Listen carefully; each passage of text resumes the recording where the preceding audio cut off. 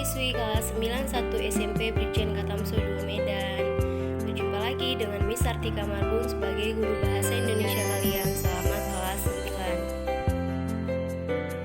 9. Karena pandemi COVID-19, pemerintah mengimbau kita agar melakukan pembelajaran dengan metode daring atau online dari rumah masing-masing. Oleh karena itu, jadwal belajar daring kelas 91 yaitu pada hari Kamis pukul 10 sampai 11 WIB. Peraturan yang harus ditaati selama belajar bahasa Indonesia dengan metode daring: yang pertama, wajib hadir tepat waktu sesuai jadwal. Jadi tadi jadwal kita pada hari Kamis pukul 10 sampai 11, kamu harus wajib hadir tepat waktu. Yang kedua, mengisi absen pada setiap pertemuan. Lewat 20 menit dari jadwal belajar dianggap tidak hadir. Jadi nanti Miss akan memberikan link absen pada setiap pertemuan, kamu harus mengisinya. Yang ketiga, wajib memiliki buku catatan dan mencatat setiap poin penting pembelajaran, karena buku catatan akan diperiksa di akhir semester. Yang keempat, wajib memiliki buku latihan atau tugas pada setiap pertemuan karena akan diberikan tugas sesuai materi pelajaran. Materi semester ganjil yang akan kita pelajari yaitu yang pertama teks laporan percobaan, lalu yang kedua pidato persuasif, yang ketiga teks cerpen. Di sini nanti selama semester ganjil ini kita akan belajar 3 bab ini saja.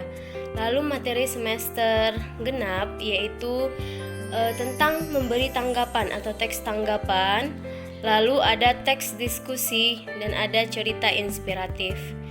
Untuk itu Miss di sini hanya mengenalkan materi saja ya, materi yang akan kita pelajari.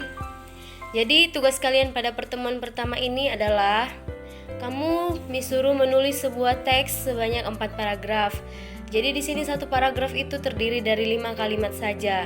Paragraf pertama, kamu bisa membuatnya berisi pendapat kalian selama belajar daring di kelas 8. Lalu paragraf kedua, apa harapan atau pembelajaran di semester ini? Harapan kalian di semester ini, apakah masih daring atau tatap muka? Kamu buatlah pendapatmu. Kamu bisa buat itu sebanyak 1 paragraf atau 5 kalimat. Lalu paragraf ketiga, berisi apa pandangan kalian terhadap pendidikan kalian ke depannya.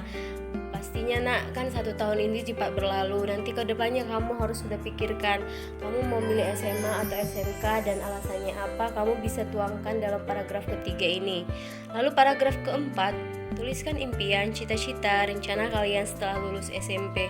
Di sini kamu juga bisa tuangkan curhatan hati kamu atau pengalaman kamu, pendapat kamu, semua bisa kamu tuangkan dalam teks ini.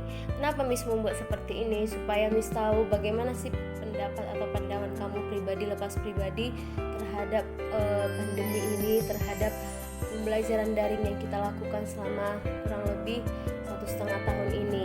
Jadi itu ditulis di buku latihan, nanti kamu fotokan, kamu masukkan ke tugas di classroom ya nak. Oke, sampai jumpa minggu depan di pertemuan kedua. Kita akan memasuki materi teks laporan hasil percobaan minggu depan. Oke, selalu ingat untuk jaga kebersihan, rajin cuci tangan, pakai masker, menerapkan pola hidup sehat. Sekian dan terima kasih.